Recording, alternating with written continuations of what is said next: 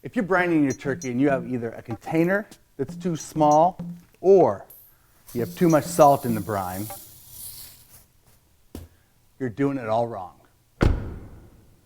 When it comes to roasting turkeys around the holiday, there's really only one way to do it, and that's to brine your turkey. There's not much that can go wrong. It's just water, salt, and sugar.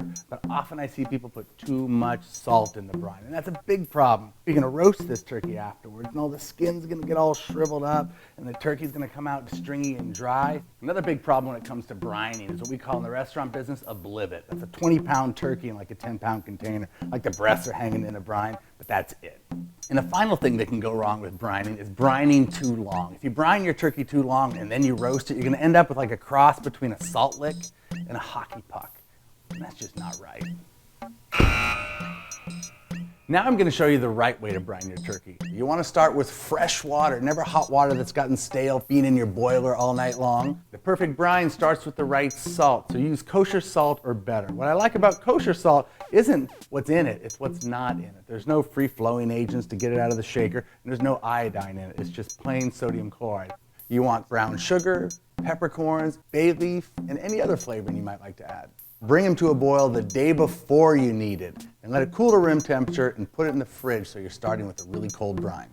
Now when it comes to the turkey itself, for some reason we have this macho turkey enorme thing. We don't like a 50-pound turkey. Well, a 50-pound turkey is tough and horrible. Try 2 smaller turkeys, right? You're going to get twice as many parts and a very, very tender turkey to boot. Now to get your turkey ready for the brine, you want to get it out of the plastic, give it a good wash. Remember to remove the little bag of giblets.